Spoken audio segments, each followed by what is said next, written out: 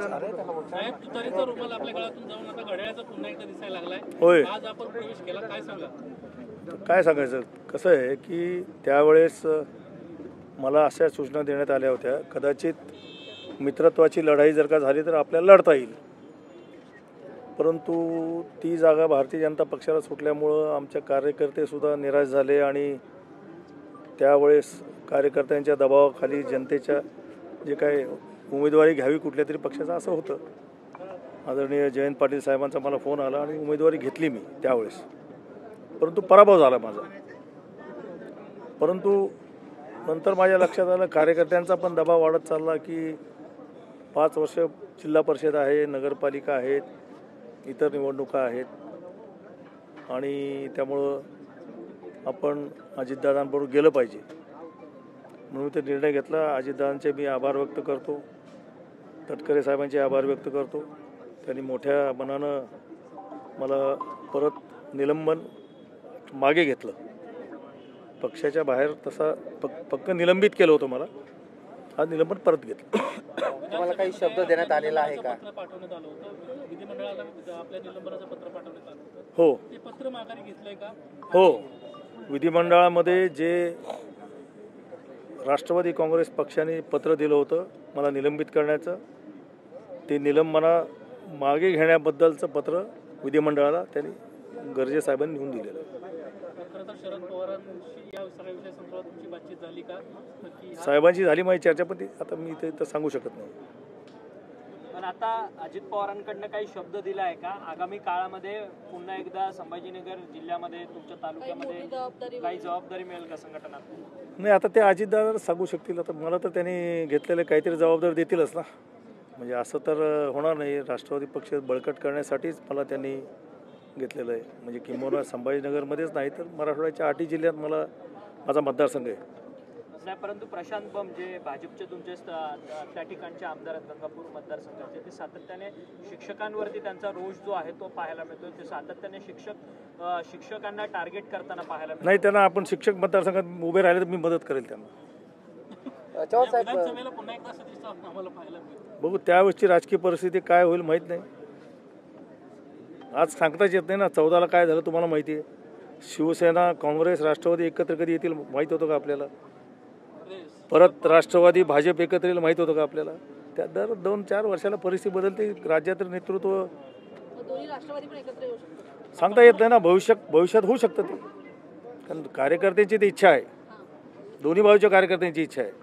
तुमची समन्वय जो आहे जयंत पाटलांशी खूप चांगलं जुळतं, इकडे दादांशी खूप चांगलं जुळतं, काय जुळायचा विषय नाही. मी एक सामान्य कार्यकर्ता आहे. पक्षासाठी म्हणून मी काम करतो, विचारधारेनुसार काम करतो. कदाचित त्याच्यामुळे त्यांना विश्वास वाटत असेल, परंतु आम्ही करणार प्रयत्न. पक्षामध्ये हे सुरू काय म्हणजे एक अडचण आली तर त्या ठिकाणी जायचं, निवडणूक लढायचं, पुन्हा सोयीस्करपणे या माझ्याबद्दल बोलताय का जनरल बोलताय तुम्ही? जनरल. आता रामराजे निंबाळकर असं आहे की मी तेच सांगितलं तुम्हाला. 2014 पासून बघतोय आपण.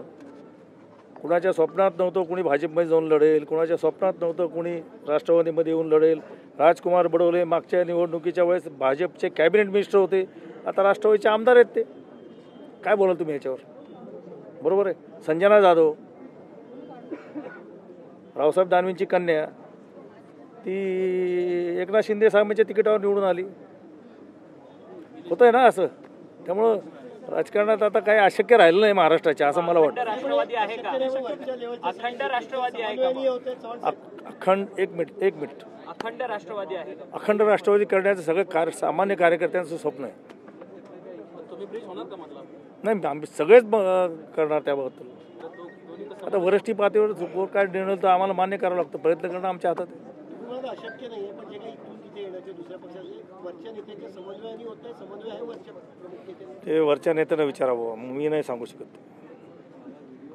तुम्ही सिनियर आहात, तुम्ही विचारू शकता त्यांना. तुम्ही का विचारलं नाही हे मी तुम्हाला आत्ता विचारतोय. सध्या मराठवाडा वेगवेगळ्या कारणाने सध्या चर्चेमध्ये आहे. बीड प्रकरण असेल, परभणी असेल, या सगळ्या संदर्भामध्ये काही चर्चा झाली तुमची? नाही, चर्चा पक्षाच्या पातळीवर होतच असते.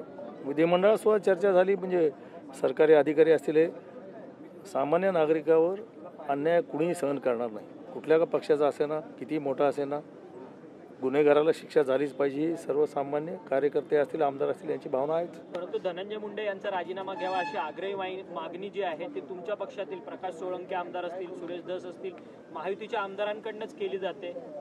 असेल ना, ती त्यांची वैयक्तिक मागणी असेल, पक्षाचा संबंध नाही. तिथे करू शकतील कारण ते तिथं राहतात ना, लोकल राजकारणाचा संदर्भसुद्धा असेल त्याला.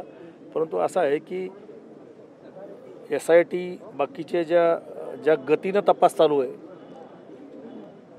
म्हणजे काही आठवडे नाही, काही दिवसातच जो कोण खरा आरोपी तो पुढे येईल ना. पण वाल्मिक कराड यांचे अतिशय घनिष्ठ संबंध असं मीडिया पण म्हणतोय, सगळेच म्हणतात. ते स्वतःने कबूल केलंय. कोण? धनंजय मुंडेंनी असेल ना, मग घनिष्ठ संबंध याच्या तर गुन्ह्यात असतील असं नाही ना. एक नैतिक असं आहे शेवटी असं आहे की मी आत्ता सांगितलं, काही आठवडे नाही, काही दिवसातच त्याचा शीघ्रगतीनं तपास पूर्ण होईल. दूध का दूध, पाणी का पाणी होणारच आहे. जास्त वेळ बघायची गरज नाही. साहेब, स्थानिक स्वराज्य संस्थांच्या निवडणुका तोंडावर आहे. मराठवाड्याचं खरं तर लिडरशिप तुमच्याकडे आहे. मराठवाड्यामध्ये स्थानिक स्वराज्य संस्थांच्या निवडणुकांमध्ये महायुती आम्हाला दिसणार की राष्ट्रवादी काही काँग्रेस पक्ष काही वेगळा निर्णय त्या ठिकाणी घेऊ पाहतो. असं आहे, पक्षश्रेष्ठींनी आम्हाला असं सांगितलेलं आहे की स्थानिक पातळीवर आम्ही वरून काही निर्देश तुम्हाला देणार नाही. स्थानिक पातळीवर जिथं शक्य असेल तिथं तुम्ही आघाडी करा, जिथं शक्य नसेल तिथं मित्रत्वाची लढती करा असं सांगितलेलं आहे. त्यामुळे जिथं ज्या पक्षाची ताकद जास्त आहे त्या पक्षाने इतर मित्र पक्षांना बरोबर घेऊन चालावं अशी आमची अपेक्षा आहे.